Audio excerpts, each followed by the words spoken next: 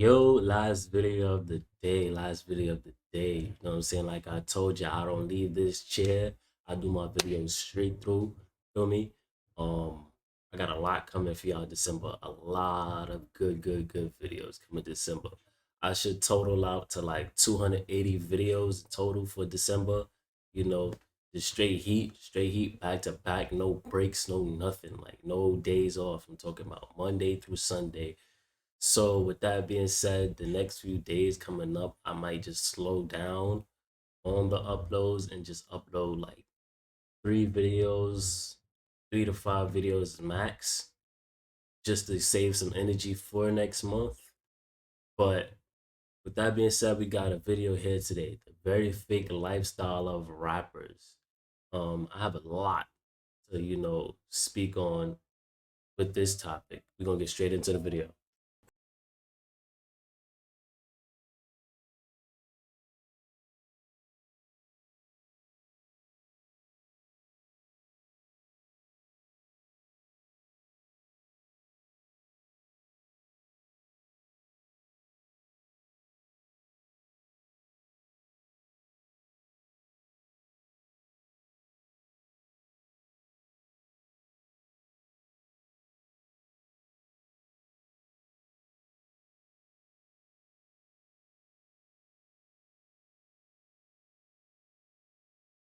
What did you do when you first deposited that money in the bank and you could actually pull some out? I went to Louis V store and spent 15,000. My goal of this video is to show you all how rappers, as well as their lifestyle, can at times be a make-believe.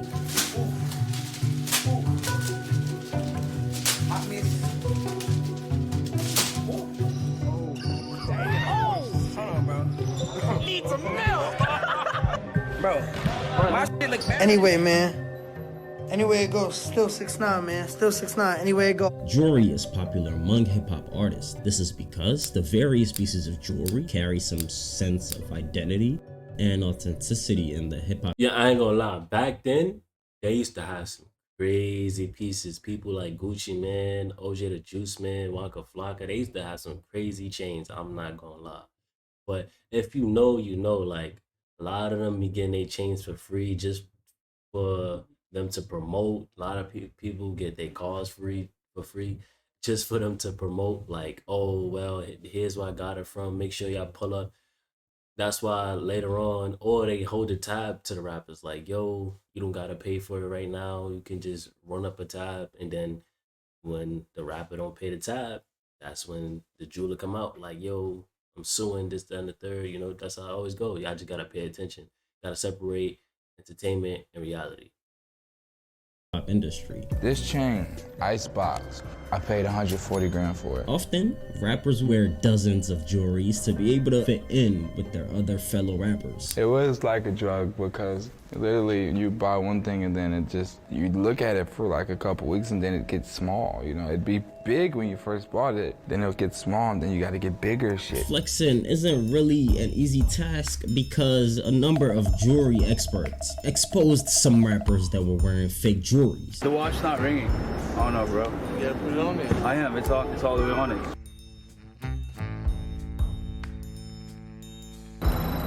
You wasn't even touching it. No, I was touching it. Look, you gotta be like beep beep. I was just joking. That's a pretty funny joke if you ask me. Only man on earth who knows what it feels like to run through a waterfall of rainbows. A very respectable man indeed. His name? 6ix9ine. In 2020, 6ix9ine was exposed when he gained back his freedom from jail. I'm getting on the stone, bro. Where'd you get your jewelry from, dog? Rappers are not that rich. Upon signing a record deal, rappers are given money in the form of an advance. This is a chunk of money paid up front from the label to the rapper. For big rappers, this money can be in the millions, and for small and upcoming rappers, this could be a couple thousands. Was it a big check up front? Yeah, it was a big check. The advance being a loan to the rapper, where in case of the record label, they want to make that advance money back. So record labels will often sign a rapper as an investment to double or even quadruple that advance. What's crazy about this and them showing Meek Mill's like seem like he going through it right now with money, but he don't know that he been probably running up a whole bill when it comes to private jets and a whole bunch of other things. Money. The one thing that record labels have that independent artists don't is they'll get your shit on the radio. Right. They got the promo on lock. Right. They can make, I've met up with these guys. They can make one call. One phone call. While the artist is signed under the label would be keeping majority of the money from the music that the artist makes. They're not really spending money on you. They're just lending you the money, and then when your shit comes out, they're gonna recoup first before you see anything. Yeah. That's the label So- for your ass. That's why when you hear of artists buying their masters back or wanting to buy their masters back from their label, they finally woke up from the label's lies and are basically buying back the opportunity for them to make money from their own music. Your masters are still in Atlantic, right? Yeah. Have you ever tried to get those masters? Hopefully we can set up a meeting.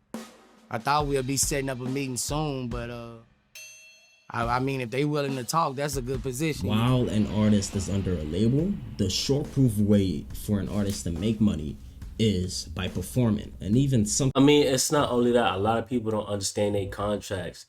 When you want to do the private jets, when you want to do the flying your homies out, putting them all in nice hotels, that's a bill. That's a bill for you, and it's basically like a credit card, and your label has to pay that off. So once that money come in for them hit records, they take in their portion before they give you anything. Sometimes rappers don't keep the full money they earn from performing. Different rap festivals like Rollin' Loud, Coachella, is where an artist can make money and keep the money for themselves. So when the argument comes up of rappers rolling in cash, in fact, they aren't rolling in cash. I ain't got no money. That money you be seeing me with on Instagrams, that be fake money, man. That be prop money. And that was prop money. Like I said, I ain't got it. Even at times, those big jewelries as well as cash that they flaunt is also provided to them by the label. Just as rappers flex cash and jewelry that is not theirs, they are also claiming to own houses that are not theirs. A few years back, a rapper would take to Instagram to post a video of his new house, a brand new house that he had just purchased for $6 million. It's your boy Soulja Boy, man, just saying good morning to all the fans. Smash. Me personally, I can't cap like that. I can't see it in myself. My pride won't let me cap like that, bro. No way. No way at all, bro. 6 million. 6 million for the new penthouse. Not only did Soulja Boy buy that house for $6 million, the mansion also wasn't his. My house bigger than my closet bigger than your whole house, nigga. You stay in a fucking dorm, fucking apartment with nothing in it but a fucking Xbox and a computer to make your cheap ass videos. After he had posted that video to Instagram, one of his loyal followers will find out that same mansion he swore to own was just an Airbnb rental that he was just staying in for the night. After Soulja got caught up with his lies, he would try to defend himself and say the mansion was his, and he was, in fact, the person that had listed the house on Airbnb for that price. Yeah, this shit on Airbnb because I own this crib and I rent it out to motherfuckers when I want to make an extra 4 bands in one day or something. Something that you never heard of. How can we trust Soulja Boy's words though? I mean, he is in fact the same one that flexed a stack of cash with white papers in between them. If you don't know what I'm talking about, watch this video. But let's talk about Usher. He deserves a spot in this section. Usher is an artist who is not really known for flexing. He was called out by this woman from a strip club he went to. The woman, being a dancer in the club, would recount all her cash at the end of the night, only to find out that while Usher was in the strip club, he had been throwing fake cash the entire night. And not just any counterfeits, right? His own branded dollar bills that went by the name of Usher Bucks. And Usher is not the last person on this list. Before this whole Usher thing happened, in 2018 on an Instagram Live, Kodak will also admit to using counterfeits in pictures and videos. That be prop money. This is not my money, bro. I do not have nothing. On a video titled "I Like Rapping About Guns But I Don't Live Like That," a used to be famous rapper by the name of Slim Jesus would be asked a very uncomfortable question. You know, when you listen to your music, there's a lot of street stories. Like how involved were you streetwise in terms of streetwise? Like, I mean, for the most part on the street shit, like I got homies that are in that shit, and I know people who are and people around me. I mean, I haven't I'm not out here catching bodies and shit, obviously. Like, I'm fucking smart. Do you have a criminal record at all? Nah, I'm straight. So you've never been arrested? Nah, I've never been arrested. As rappers and musicians talk about shooting and killing people all day, many of them, in fact, are shooting and killing anybody. Now, I'm not saying go out and kill. Please, by all means, you will get locked up. Do not kill people. My point here being, many rappers have it in their music to shoot and kill, but their actual lifestyle is contrary to that. They know the power of influence, yet continue to preach murder as well as violence in their music. We're in the times where now killing somebody and getting a kill under your belt, it's the trend and the way to be cool. The sad case being, while fans think rappers are actually living what they preach, they aren't. I guess to gain more street cred. In this story with Tyga, he claimed that he's from Compton. This is Tyga, and yes, I'm from Compton. Compton, which is a city known for its brutal gang violence. After that, Tyga would finally admit how Tyga, he had the it cap. easy growing up. Come on, Tyga. Come on, Tyga. I mean, it's pretty evident if all rappers were doing what they say they do in their music, a lot of them will be in jail. The abuse of pharma and rap. Rappers are the most affected people as far as drug addiction is concerned. Because of addiction, a few rappers, they have succumbed to drug abuse. Like Gunna, a rapper known for his frequent drug use, in which he would also often rap about in his music. He's currently in prison for his RICO case, in which during his hearings, you could clearly see him holding a stomach from drug withdrawals. Juice WRLD being another rapper, where in 2019, his drug addiction and his drug use would later lead to his tragic death. Juice WRLD, a renowned rapper, would lose his life tragically from a seizure at the Chicago airport just a few hours after he would send an eerie final message to fans. Thank you though, thank you and I love you to every single last one of my supporters. At the time of his death, had an ongoing battle with extreme addiction as well as drug abuse. You always had issues with drugs even before you started to get famous and rich? Yeah, for sure. I mean, it was something that I was into early, low-key. Yeah, they say he had a problem with his drug addiction since like the 6th grade, which is crazy to me. I wasn't even think about nothing of that nature at 6th grade, to be honest.